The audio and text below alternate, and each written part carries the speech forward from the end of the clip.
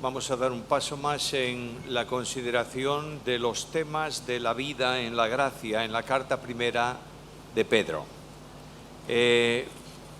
Cuando estaba pensando en el tema y preparando el tema, me vino un conflicto.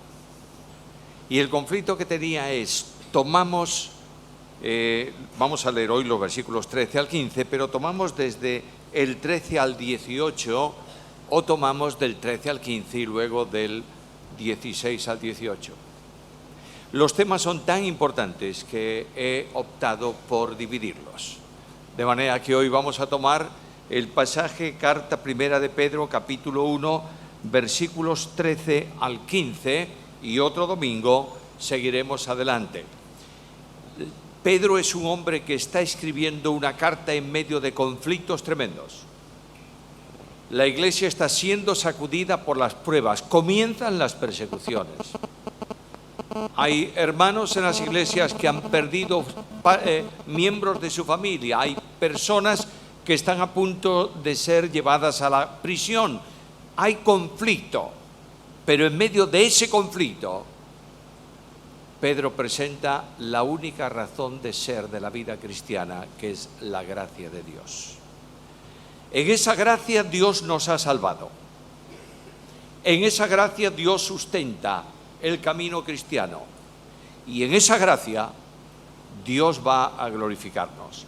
Pedro habló de gracia desde el principio de la carta y especialmente antes estuvo hablando de que tal vez las pruebas vendrán a tu vida y eso va a ser por un poco de tiempo si es necesario. De manera que Dios sabe cuándo necesitamos, cuándo conviene una prueba y cuándo no. Y Dios abre su mano de bondad, permite que la prueba toque nuestra vida. Hay dificultades, hay lágrimas, pero sobre todo sentimos la sustentación de la mano de Dios actuando en gracia para con nosotros. Y así marcha la vida cristiana. Estaba saludando esta mañana a una señorita que vino a la reunión y me hablaba del problema de la partida de muchos de su familia. ¿Quién no tiene pruebas hoy?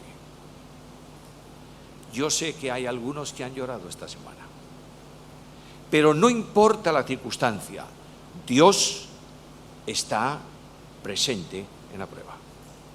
Y ahora Pedro quiere levantar nuestra visión hacia algo glorioso y dice en el versículo 13 hasta el 15 estas palabras: por tanto, ceñid los lomos de vuestro entendimiento, sed sobrios y esperad por completo en la gracia que se os traerá cuando Jesucristo sea manifestado. Como hijos obedientes, no os conforméis a los deseos que antes teníais estando en vuestra ignorancia, sino como aquel que os llamó es santo, sed también vosotros santos en toda vuestra manera de vivir. Porque está escrito, sed santos, porque yo soy santo. La división de estos versículos es simple. En primer lugar está la esperanza. Esperad por completo. ¿En qué? En la manifestación de Jesucristo. Segundo, está el estilo de vida mientras esperamos. Afirmaos, levantad el ánimo, sed santos. Y finalmente está la demanda concreta. Sois santos no solo porque Cristo viene, sino porque Él vive en vosotros. Sed santos porque yo soy santo. Primeramente, Pedro habla de esperanza. Yo pienso que Pedro estuvo hablando de pruebas intensas y él siente esa dificultad y de pronto hace un paréntesis en su discurso, en su sermón, en su ministerio, en su escrito y dice: mirad, lo que tenéis que hacer es un par de cositas antes de levantar los ojos al cielo, o si lo preferís mejor, para levantarlos consecuentemente. La salvación es una obra divina. Déjame que lo repita otra vez. Solo Dios salva. El hombre nada tiene que hacer en cuanto a su salvación, porque la salvación es de Jehová. De manera que este Dios que salva actúa en 3 momentos de la vida del salvo. En el pasado actúa para justificación. Justificados pues por la fe, tenemos paz para con Dios por medio de nuestro Señor Jesucristo. Romanos capítulo 5, versículo 1. En segundo lugar, actúa en la santificación, dándonos la vitalidad espiritual para que vivamos en santidad. Quiero hacerte una advertencia. Nadie puede santificarse por esfuerzo personal. ¿Lo entiendes bien? Por más que quieras, nunca llegarás a alcanzar nada de la meta divina en cuanto a santificación. Pero Dios coloca a Cristo en nuestra vida. El Espíritu Santo reproduce a Cristo el Señor en nuestra experiencia. Y como Él es santo, nosotros somos santos. En tercer lugar, el Dios que justifica y el Dios que santifica es el Dios que glorifica. Dios nos ha salvado con un propósito: presentarnos sin mancha delante de Él en su gloria con gran alegría. Por tanto, en los versículos anteriores, Pedro ha estado hablando de estos 2 elementos primeros, justificación y santificación, y ahora habla de la glorificación. La primera disposición que él requiere para abordar este tema es esta: ceñidos los lomos de vuestro entendimiento. Ceñir los lomos era una cosa que hoy lo entendemos poco, porque no hay ese estilo. Pero en aquel tiempo, en tiempos de Pedro, el que iba a trabajar al campo, los hombres usaban unas faldas más cortas, pero faldas al fin y al cabo. El que iba a trabajar al campo, a pescar, lo que fuese, remangaba un poco la ropa y ceñía, ponía un cinto a la cintura para que esa ropa floja no impidiese el trabajo. No pide que te ciñas el vestido, pide que determines que tu mente esté dispuesta para la acción, dispuesta para el trabajo, adoptar una forma de acción de acuerdo con el pensamiento. Yo sé que todos conocéis bien, por lo menos, algunos aspectos de la antropología bíblica. El hombre funciona comenzando por el pensamiento. Piensa una cosa, el alma valora esa cosa, el espíritu dice, me conviene, la conciencia lo juzga y el cuerpo lo hace. De manera que en esta acción especial, Pedro dice, comienza a ceñirte para que tu mente funcione de acuerdo con ¿qué? Con la mente de Cristo. Nuestra mente puede tener buenos pensamientos para nosotros, pero no ser conforme a la voluntad de Dios. Tienes aquel ejemplo en la Biblia de David. David quiere llevar el arca desde la tienda donde está a Jerusalén. Y de pronto David dice, eso de llevar el arca sobre los hombros de los sacerdotes es poco importante. Vamos a dotarnos de un transporte que la lleve con toda la dimensión que conviene. Y la pone sobre un carro. Eso trae la muerte de un hombre en la procesión del arca a Jerusalén. ¿Era mala la idea de David? ¿Lo hizo pensando mal? No, lo hizo pensando bien. ¿Coincidía con la voluntad de Dios en cómo Dios determinaba llevar el arca? No. De manera que nuestra mente muchas veces puede engañarnos. Dice Pedro, comenzar a espabilar ese pensamiento para adecuarlo ¿a qué? Porque vosotros tenéis la mente de Cristo. En segundo lugar dice, sed sobrios. Sobrio es un antónimo, ¿sabéis de qué? De ebrio. ¿Sabes lo que es un ebrio? El que está controlado y dominado ¿por qué? Por el alcohol. Cuando una persona está dominada por el alcohol no sabe lo que hace. Simplemente hace lo que su mente extraviada bajo esos efectos de la droga le proporciona y él funciona de esa manera. Ahora, Pedro es continuo en esta expresión en la carta. Sed sobrios, es decir, despertar.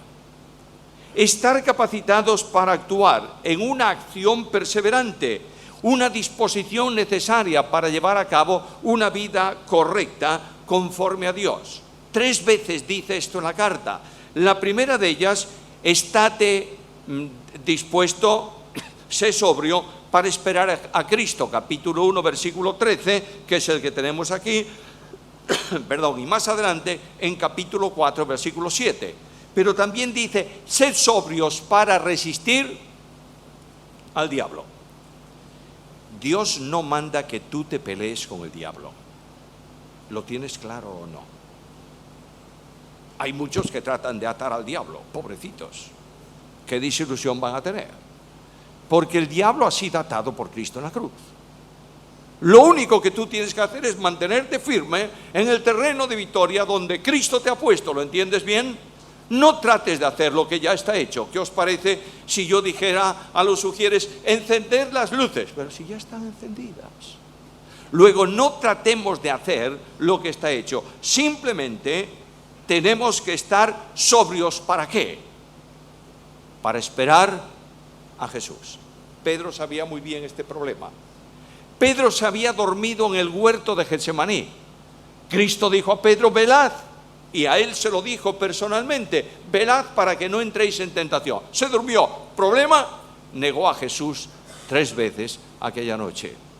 Dios nos dice, velad esperando a Jesús.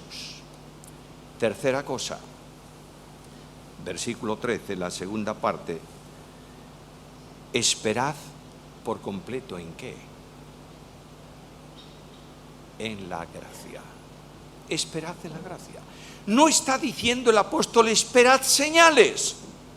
Hace unos días recibí un mail de alguien, no importa de quién, que me decía, ¿puedes explicarme si esto que se está produciendo es una señal para la venida de Jesús? Bah.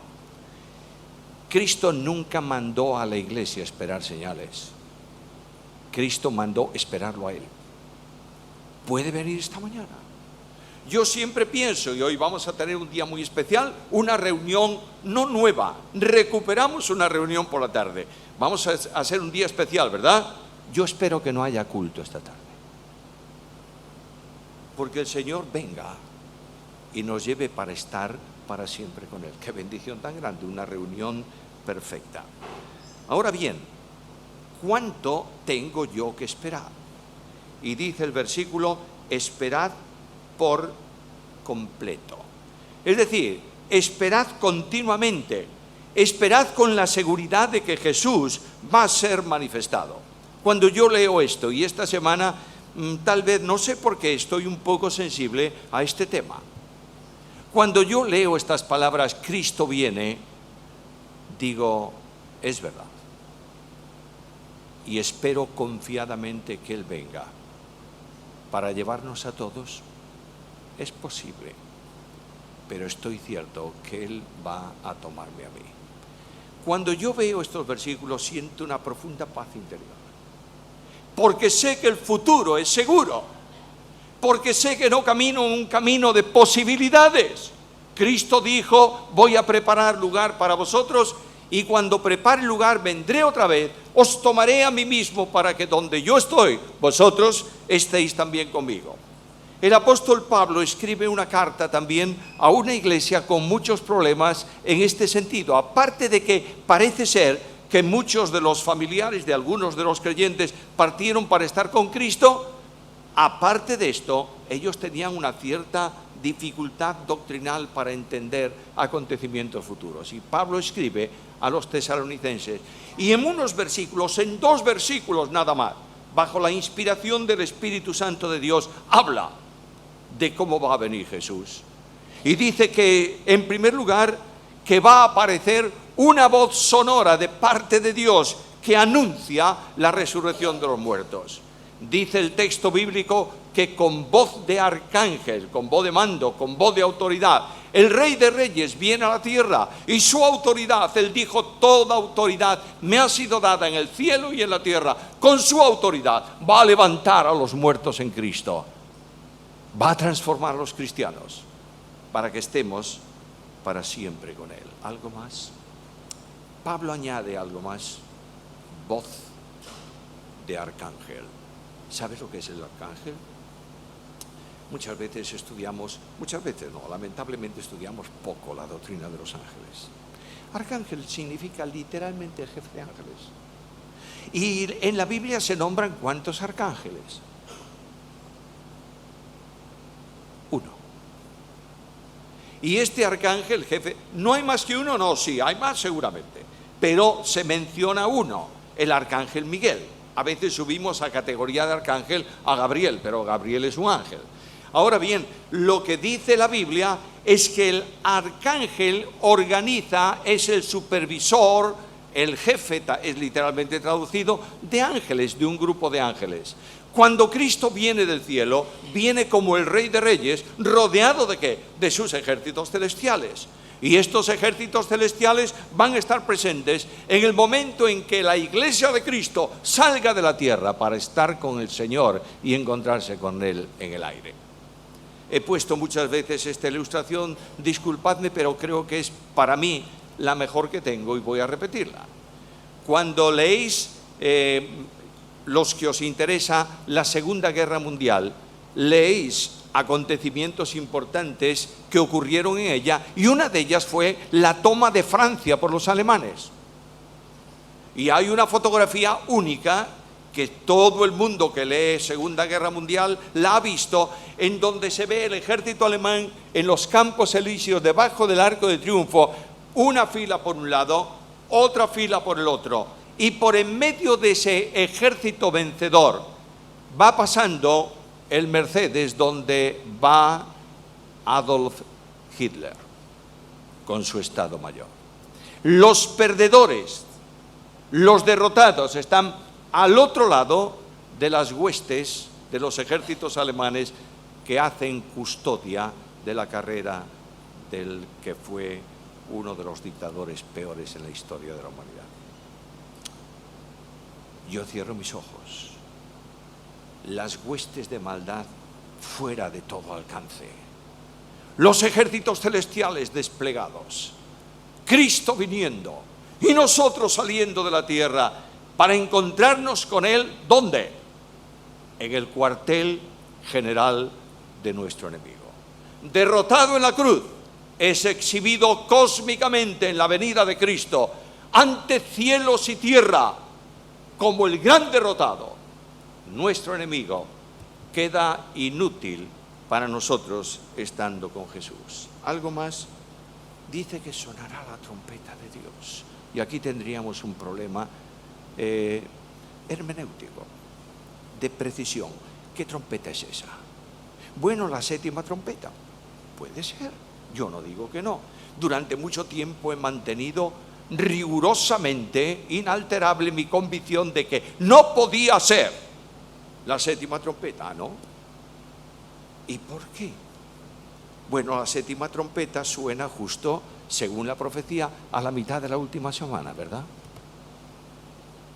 Entonces, ¿alguien puede negar la verdad bíblica o interpretarla de esta manera, de que la iglesia puede estar presente en la tierra durante la primera parte de la gran tribulación? No tengo ningún texto que lo prohíba. ¿Lo crees así? Puedes creerlo. Yo creo que no va a estar. Pero es mi interpretación personal, ¿entiendes? Pero no importa lo que sea, ni cuándo sea. Lo que yo sé es que Dios va a advertir cósmicamente de que una etapa ha terminado y comienza otra etapa. Sigo investigando allí y descubro que los muertos en Cristo resucitarán primero. Luego ninguno de nosotros va a quedar ausente de esa reunión eterna. Los que ya han partido, que están en la presencia de Dios, cuyos espíritus descienden con Cristo, serán dotados de cuerpos de resurrección como tú y como yo. Y nosotros, con nuestros cuerpos transformados, vendremos a una experiencia extraordinaria, impensable para los hombres. El cuerpo nuestro va deteriorándose, ¿sí o no? Es que nos vemos todos los días al espejo y no nos damos cuenta, ¿verdad? Pero cuando tú pasas un tiempo largo que no ves a una persona y de pronto la ves, no hace mucho tiempo estábamos en un lugar y yo vi entrar en la iglesia una persona y dije, no me digas qué es eso. Me parecía un viejo. Claro, seguramente que él me vio a mí y dice, está tan viejo como yo. Pero eso no tiene nada que ver. El cuerpo va deteriorándose. ¿Tú sabes cómo va a ser nuestro cuerpo? Lee esta tarde con calma, tienes tiempo, carta primera a los Corintios, capítulo 15, y verás el cuerpo que vamos a tener. Un cuerpo que no está sujeto a las limitaciones de hoy. Un cuerpo cuyo cuya experiencia no está dependiente del tiempo. El tiempo transcurre indudablemente, solo Dios es eterno, pero no le afecta para nada. Un cuerpo en donde los problemas orgánicos de nuestro cuerpo actual han desaparecido, donde no hay cansancio ni dolor de huesos, para estar para siempre con Jesús. Y yo cierro mis ojos y digo: gracias, Señor. Pero algo más. Cierro mis ojos y veo a los míos, a los que han pasado antes que yo, a los que estaban a mi lado, a los que he admirado, a mis abuelos, a mis padres, a mi esposa, y digo: qué fantástico. Una reunión eterna. ¿Añoras esto? ¿Sientes que esto es tu deseo profundo? ¿Una reunión eterna con todos? Podemos empezar a vivir el cielo en la tierra manteniendo comunión los unos con los otros. ¿Entiendes esto? A veces somos tan ilusos: oh, cuando estemos en el cielo, qué fantástico va a ser. Porque no lo practicas y lo vives en la tierra. Puedes hacerlo en este momento. Cristo presente con la iglesia aquí. Ama a tus hermanos, mantén comunión con ellos. Pero va a haber un cambio más extraordinario. No puedo dejar de pensar en él. Y aunque me alargue en este primer punto, prometo que voy a ser puntual, porque voy a achicar los otros dos. Pero lo que yo descubro es que ese encuentro con Cristo nos introduce a una experiencia que nadie puede imaginarse, porque dice el apóstol Juan que cosa que ojo no vio, ni oído yo, ni entró en corazón de hombre, es lo que Dios tiene preparado para nosotros. Y yo tomo mi Biblia y me voy al capítulo 21 del libro de Apocalipsis y al versículo 4, y descubro que en ese lugar la tristeza ha terminado. ¿Por qué? Porque no hay lágrimas. Nadie puede imaginarse, a no ser que pase por esa experiencia, la tremenda cantidad de lágrimas que se vierten por problemas personales que no tienen solución. Cuando tú tienes en tu alma una pregunta: ¿por qué, Señor? Y no tiene respuesta. Cuando despiertas por la mañana con tu almohada mojada porque estuviste llorando por la noche. Cuando sientes el impacto tremendo que produce en tu vida alguna experiencia de capital importancia, y no solo la partida de los tuyos. Cuando ves a alguna persona, como un hijo o como un nieto, que ha renunciado a Jesús, y sientes un profundo impacto en tu alma y comienzas a verter lágrimas en silencio. Algunas veces dicen: llorando debajo de la ducha para que nadie sepa que lo haces. Pero levanto mis ojos y digo: no hay lágrimas.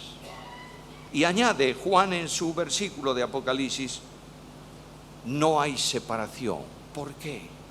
Escucha el texto. Allí no hay muerte. La muerte produce una tremenda separación. Divide familias, separa amigos. Siempre cuando alguien muere, encima de su mesa de trabajo, no importa tenga despacho o sea la mesa de la cocina, siempre hay algo inconcluso. Hay una sinfonía musical muy importante que se llama la Sinfonía Inconclusa, porque el que la estaba escribiendo no le dio tiempo a terminar. ¿Cuántas cosas quedarán sobre mi mesa pendientes de terminar cuando Cristo me llame? ¿Cuántos elementos que producen separación van a experimentar los que queden después de mi partida? Pero yo miro el cielo y digo: no hay muerte. ¿Algo más? ¿Sería bastante? Sería bastante, pero Dios es rico en misericordia. Y la gracia de Dios añade: no hay en el cielo angustia vital que produce llanto. No solo lágrimas. Las lágrimas son consecuencia de la tristeza, pero el llanto es muchas veces la expresión de la angustia vital del alma. Cuando tú, desbordado, no sabes qué hacer y rompes en llanto, en un llanto intenso. Yo miro allí y digo, no hay llanto, no hay angustia vital. Algo más, no hay injusticia. ¿Sabes por qué? Porque dice el versículo, no hay clamor. Y cuando veo el clamor en la Biblia, a lo largo de toda la Biblia, siempre es por problemas de enorme trascendencia. La sangre de tu hermano Abel clama a mí desde la tierra. Cuando hay clamor y dolor, es que hay injusticia. Santiago lo menciona en su carta. Hay personas que no han recibido el salario y claman a mí. No hay injusticia, porque no hay clamor. Pero tampoco hay enfermedad. ¿Estás enfermo? Gregorio Marañón, aquel médico importantísimo en la medicina española, un tremendo hombre, que no solo era médico, era también filósofo, un día dijo, no existe persona sin enfermedad. Lo que pasa que la sobrelleva y la soporta, es verdad. La enfermedad a veces es tremenda. Y muchas veces pensamos que la partida a la presencia de Dios antecede o va rodeada de una enfermedad dolorosa, donde el dolor se impone en momentos tremendos de la enfermedad. ¿Tienes miedo al dolor? Yo sí. ¿Es que no eres un buen cristiano? Bueno, no seré un buen cristiano, pero tengo miedo al dolor. ¿Y tienes miedo a la experiencia de la muerte en medio de dolor? Naturalmente que sí, ¿cómo no? Claro que sí, tengo miedo a pasar por el dolor. Muchas veces cuando mi esposa partió para estar con Cristo, muchas de mis oraciones de muchos de esos días fue esta: Señor, por favor, no dejes que me enferme. El dolor se ha terminado. Cuando van pasando los años, vas sintiendo más dolores. ¿Sabes eso? No, ¿qué va? Si yo soy joven.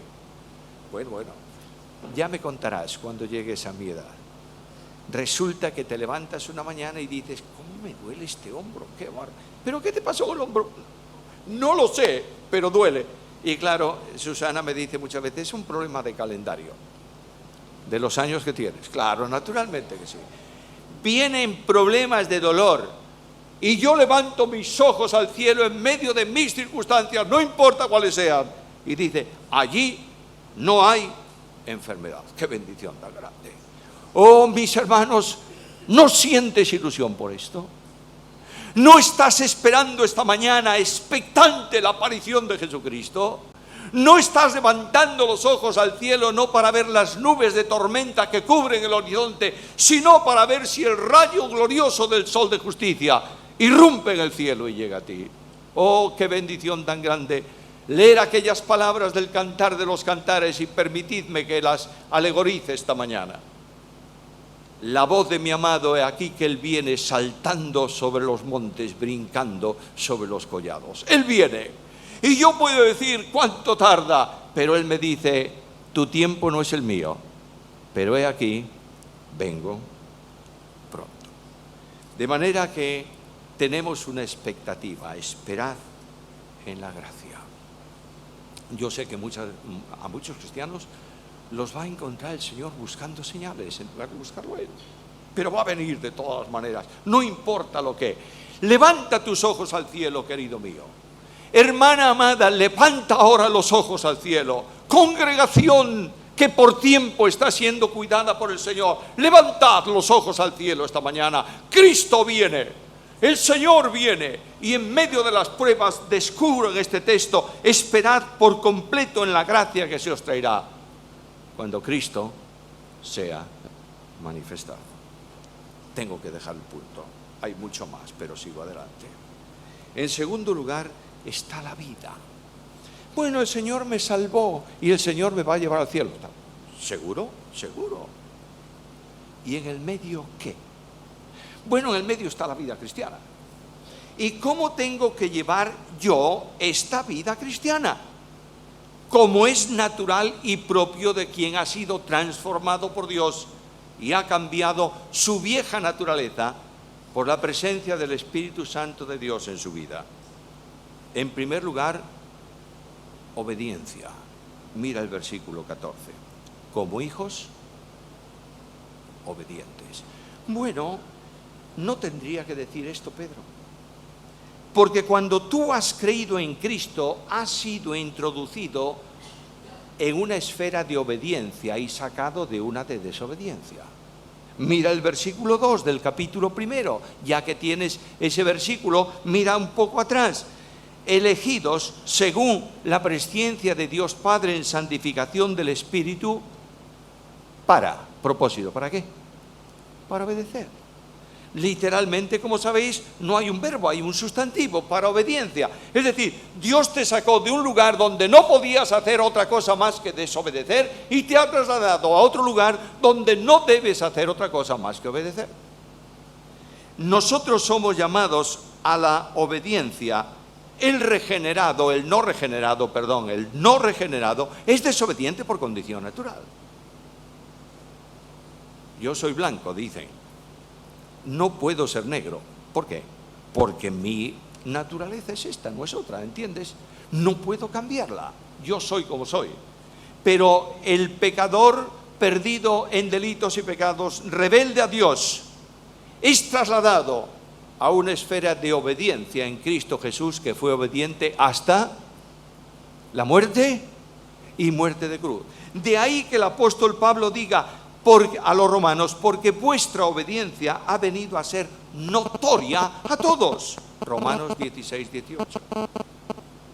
Cuando Pablo trata de saber si hay una iglesia, que es iglesia o que es una apariencia de iglesia, dice, todos dan testimonio de cómo os convertisteis de los ídolos a Dios para servir al Dios vivo y verdadero. Servicio es obediencia. Por tanto, Dios nos llama a obediencia. Quiero marcar bien esto, por favor. La tradición religiosa demanda obediencia por mandamiento. La obediencia cristiana se vive por comunión con Cristo. ¿Me entiendes eso? No es una carga, es la expresión natural de la identificación con el Salvador. Y añade algo más, versículo 14. No os conforméis a los deseos que antes teníais estando en vuestra ignorancia. No adoptes la forma de este siglo. Antes no podías hacerlo de otra manera porque el siglo te estaba comprimiendo y tú expresabas la voluntad de ese siglo.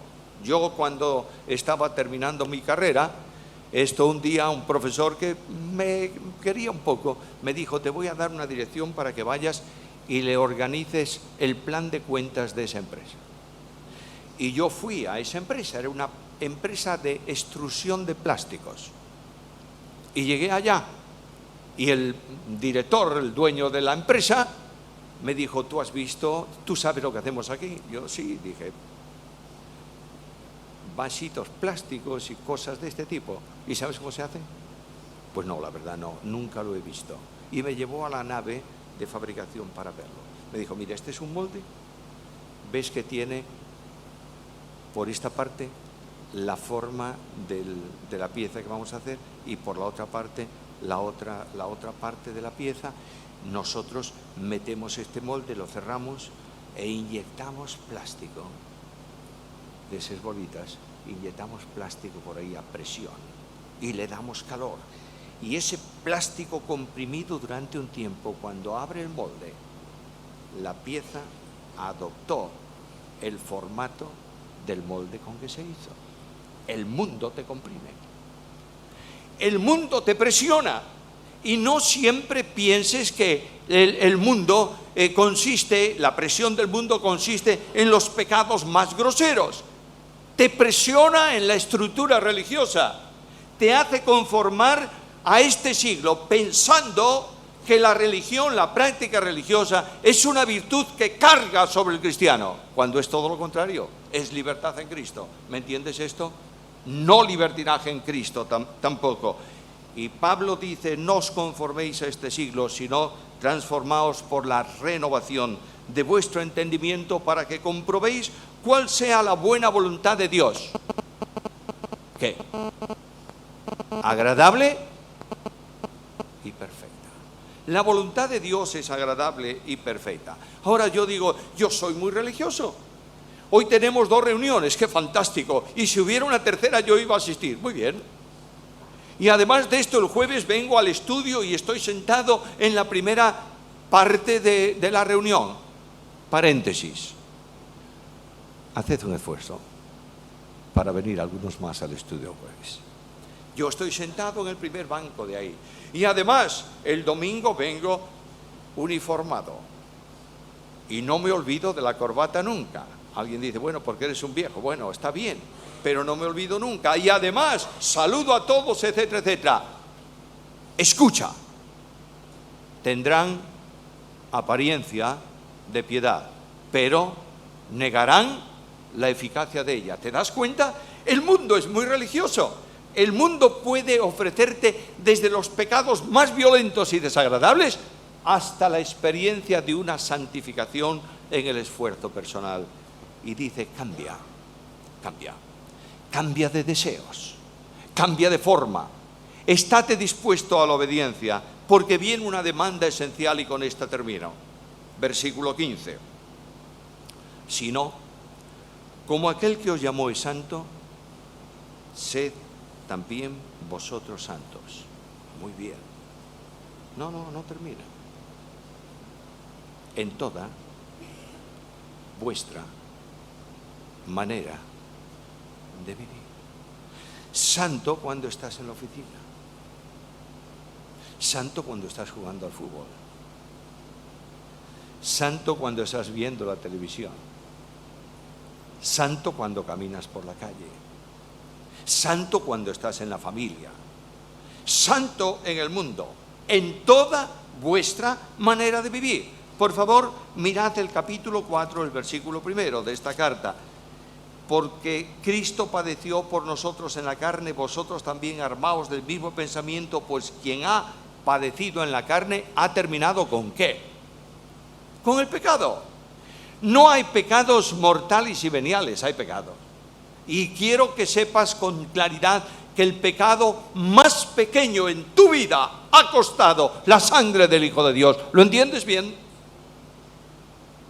Algo más en la familia. Mira el capítulo 3 de esta carta. Una mujer que lleva a Cristo a su marido, ¿por qué? Por su conducta. Santos en la iglesia. Capítulo 5, donde Pedro habla a los líderes de la iglesia, sed ejemplos, sabed que estáis pastoreando la grey de Dios que no es vuestra, es del Señor. El mandamiento está reiterado de forma enfática en el versículo 16, cuando dice y concluye ese párrafo con estas palabras, sed santos. ¿Por qué? Porque yo soy santo. Mirad, no es imitación, no dice cómo yo soy santo. Si dijese el texto, sed santos como yo soy santo, tendría que estar yo pendiente permanentemente de imitar a Cristo. No es así, sino que como Cristo es santo y vive en ti, y la vida de Cristo es tu vida personal, no tienes otra opción más que ser santo, porque Cristo es santo. ¿Sabes que esta es una exigencia del reino? Cuando lees el capítulo del Sermón del Monte, capítulo 5, 6 y 7 de Mateo, en el 5:48, te habla de la exigencia de santidad porque estás en el reino. Algunos piensan que esos capítulos son la ética del reino de los cielos venidera y que tendrá lugar en el milenio, pero no es para la iglesia. Eso es una absurda interpretación bíblica, porque el que esperaba el reino venidero, que era Nicodemo, por ejemplo, ¿qué le dijo Jesús a Nicodemo? Si no naces de nuevo, ni ves ni entras al reino. ¿Tú has nacido de nuevo? ¿En dónde estás? Por tanto, esta ética es para ti hoy, y Dios demanda santidad. Y el apóstol Juan dice que, ¿quieres saber si has nacido de nuevo? ¿Quieres saberlo? No practicas el pecado. No es que no caigas nunca en el pecado, No es que seas impecable, nadie lo es. Pablo dice, no lo he alcanzado, pero prosigo al blanco. Una cosa es que tropieces y caiga, otra cosa es que ames aquello que es contrario a la voluntad de Dios. ¿Entiendes eso con claridad? Ser santo significa vivir una vida conforme a Dios que te ha hecho nacer de nuevo en Cristo Jesús. Sed santos. La santidad es la única forma de vida cristiana, mis amados hermanos. No hay esperanza firme si no tienes santidad. Porque el escritor de la carta a los Hebreos dice: buscar la paz con todos y la santidad sin la cual nadie verá al Señor. Bueno, entonces si no soy santo, entonces no soy salvo, entonces no... No dice eso la carta a los Hebreos. Dice que la visión de Dios está en el camino suyo, y el camino suyo es un camino de santidad. Por tanto, aquel cristiano que no vive en santidad no tiene comunión con Dios. ¿Me estás entendiendo? Y lo que tiene ese cristiano que hacer es volver a Dios en confesión y decirle: perdóname, Señor, porque yo quiero ser santo. Porque tú eres santo.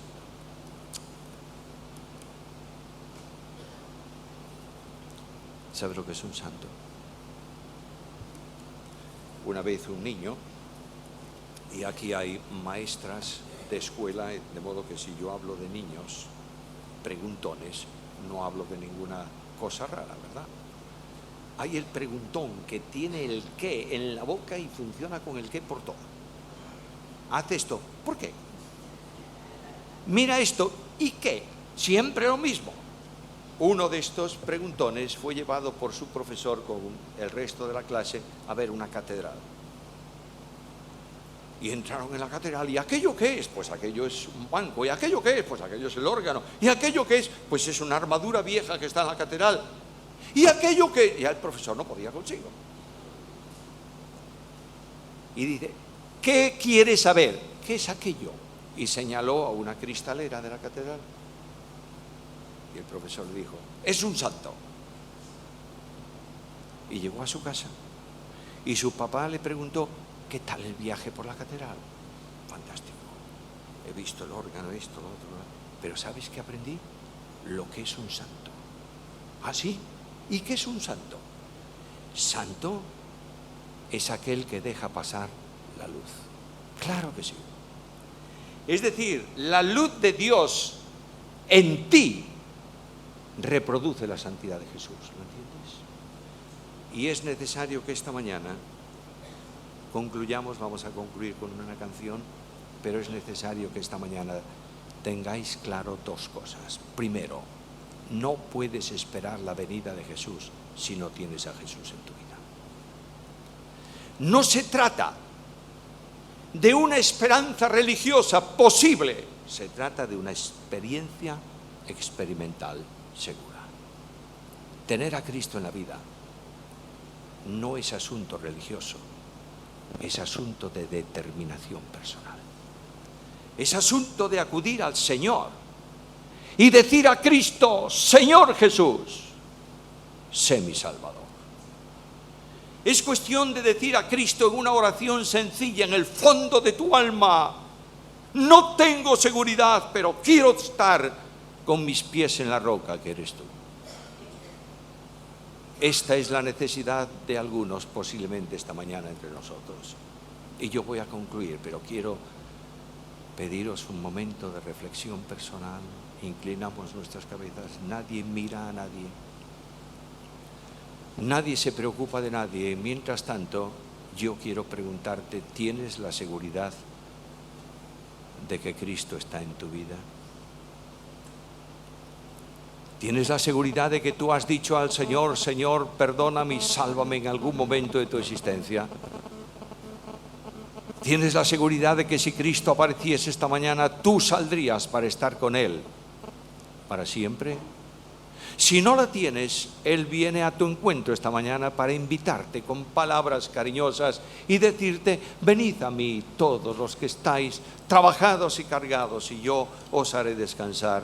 Y yo quisiera saber si hay algún cansado, algún necesitado, alguien que dice a Cristo en esta mañana: Señor, yo te recibo como mi Salvador personal, y quiere levantar su mano para saber que Dios te bendiga. Alguien más que dice a Jesús hoy: Señor, recíbeme. Dios te bendiga. Dios te bendiga. El Señor está llamando a su encuentro, no está llamando a una religión. Dios te bendiga. Es la gracia admirable de Dios trabajando entre nosotros esta mañana.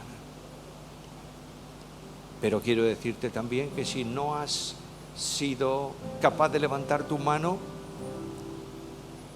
no marches de este lugar hoy así. Ahora, después de la reunión, todos estos van a venir adelante cuando ya nos estemos saliendo todos, y David va a recibirlos para charlar con ellos. Pastor David va a recibir a todos estos que han recibido a Jesús esta mañana. Podéis bajar vuestra mano como Salvador personal. Y también yo quiero hacer una segunda invitación a todos los creyentes presentes a un cambio de vida, a un retorno sin condiciones a Jesús, a un decir a Cristo: Señor, quiero ser como tú. Y quiero rendirte mi vida sin condiciones ahora. Por estos hermanos yo voy a orar. Quiero que levantéis la mano todos aquellos que esta mañana queréis un cambio de vida a Jesús. Dios os bendiga. Dios te bendiga. Dios te bendiga. Dios os bendiga. Vamos a terminar con una canción. Mientras tanto, yo quiero poner a estos hermanos míos en las manos de Jesús, y el pastor David después hablará con todos aquellos que habéis recibido a Cristo como Señor y Salvador personal esta mañana. Padre querido, no tengo palabras en el fondo de mi alma, sino gratitud incondicional por lo que tú haces entre nosotros. Y quiero pedirte, Señor, que esta decisión personal de tantos hermanos esta mañana haya sido tomada por ti mismo, y que tu Espíritu esté restaurando vidas y conduciendo pisadas en la senda de la santidad y del compromiso. Entramos en esta nueva etapa soñando con la reunión de la tarde, seguros de que tú vas a hacer algo magnífico que no podemos imaginar. Dios de gracia, toca las vidas de aquellos que están lejos de ti y tráelos a ti. Bendícelos, Señor. En el nombre de Jesús. Amén.